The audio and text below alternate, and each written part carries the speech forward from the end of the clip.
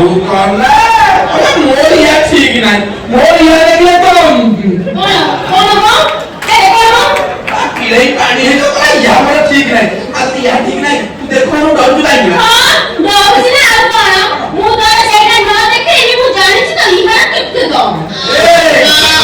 ମୁଣ୍ଡକୁ ଟିଣ କରିବା କହୁଛି ମୁଣ୍ଡ ଯଦି ଟିଣ ହେଇଯିବ ଛାତି ଚିରିଆ ଲେଖିବି କଣ ଛାତି ଚିରି ତ ଇଏଟା କୋଣ ଛାତି ଭିତରେ ପଛି আমি আমার বলছি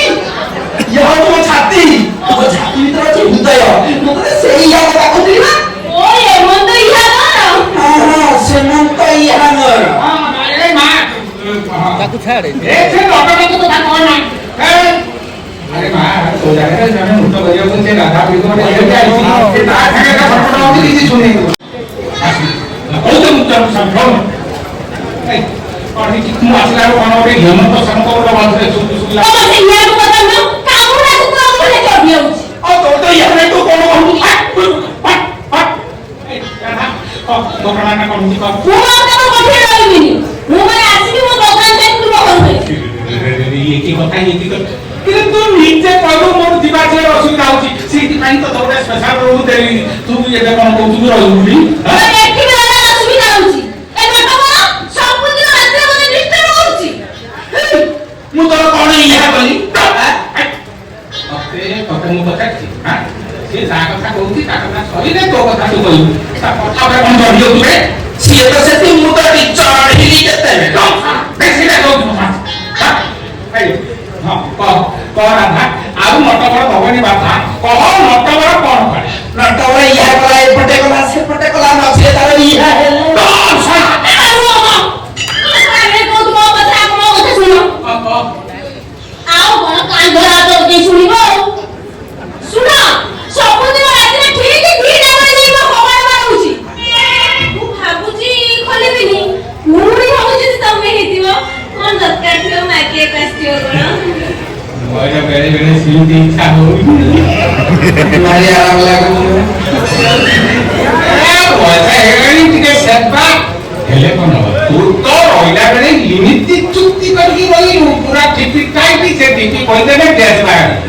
মতে কিছু কହୁছে কি না না সে ততে কিয়া করনা সে আমার কথা শুনে কি মোবাইল মিলা করুছি এটা দিন দিন এই কথা কম সৌদিন রুমে তুই কোন লাগি তাই রুমে বসু কাইকি আমরা ডাক্তার জানা সে এই তু কোন তাহলে শুনো ইয়ে যেটা আমার উঠিয়ে রহিলা তার প্রথম ইহা দিন ইহা দিন ସେ ପ୍ରଥମ ପ୍ରୋଗ୍ରାମ ଦିନ ରାତିରେ ଖାଇସାରିଲା ପରେ ମତେ ଚୁପ୍ କରି କହିଲା ନଟ କର ତମେ ମୋ ରୁମକୁ ଆସିବ ମୁଁ ଖିଆ କାଶା କହି ଗଲି ପୁଣି ମତେ କହିଲା ନଟ କର ତମେ ଭିତର ପଟୁ କବାଟ ଲକ୍ କରିଦିଅ ମୁଁ ଏହା କଲି ପୁଣି ମତେ ଚୁପ୍ କରି କହିଲା ନଟ କର ଆଜି ନାଚ ଗୀତ କରି ମୋ ଇହା ଦିଟା ବିନ୍ଧା ବିନ୍ଧି ହଉଛି ତମେ ମୋର ଚିପି ଦବ ସୁନତେ ପିଛ କଥା ଓରେଟା ଇଏ ମତେ ଖାଇଲା ବେଳେ କହିଲା ଆଜି ପ୍ରୋଗ୍ରାମ କରି ଜନ୍ମାଇ ଦେଲ ନା ନା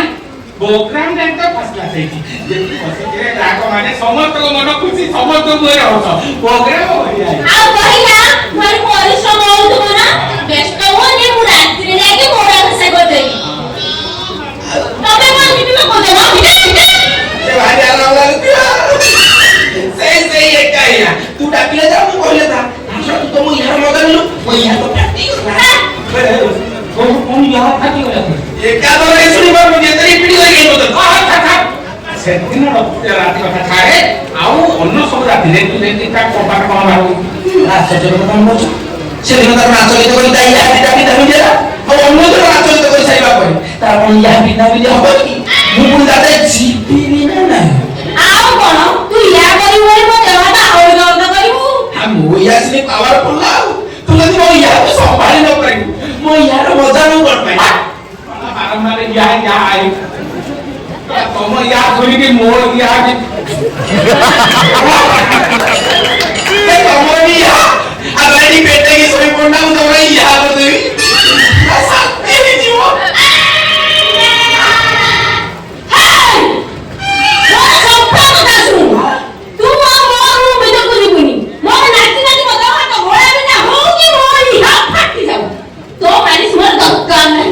ঠিক আছে ମୁଁ ତୋର ଯେତିକି ଇହା କରିଛି ତା ସବୁ ପାଉଣା ଦେ ପାଉଣା କରିଦେବି ତୁ କଣ ସେବା କରି ମଜା ପାଇବୁ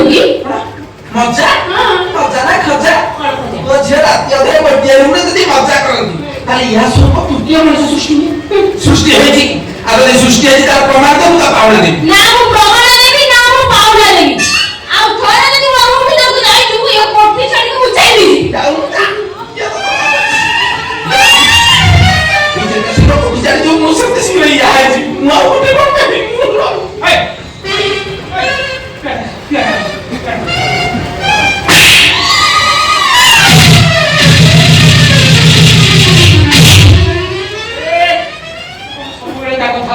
କଥା କହୁଛୁ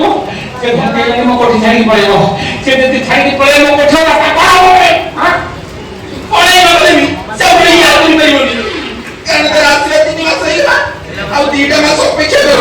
ତାର ଇହା ଥିବ ଯେ ସେ ଆଉ ନାଚିବ। ଆଉ ଗୋଟେ ନର୍ତ୍ତକୀ ଯୋଗାଡ଼ ନୁହଁ।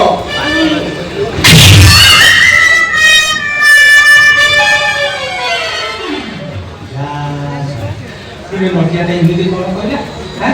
ମୁଁ ତ କିଛି ବୁଝିପାରୁନି। ଆରେ ଭାବିଥିଲି ଜଗନ୍ନାଥ ଫୋନ କରିଥିଲା ତା ଶାଶୁଘରେ ଯାଇକି ତାକୁ ଟିକେ ଦେଖା କରିଥାନ୍ତି। ଏ ନଟିଆଟା ଏଠି ଯୋଉ ଅବସ୍ଥା କଲାଣି ମୁଁ ସେଠୁ ଫେରିଲା ବେଳକୁ ମୋ କୋଠି ଭିତରେ ୟା ପୁରେଇକି ୟା କରିଦେଇଥିଲି। ତାକୁ ଛାଡ଼ିକି ଯିବିନି ତାକୁ ସାଙ୍ଗରେ ନେଇ ଅନାମିକା ଶାଶୁ ତାକୁ ଦେଖା କରିବାକୁ ଯିବି।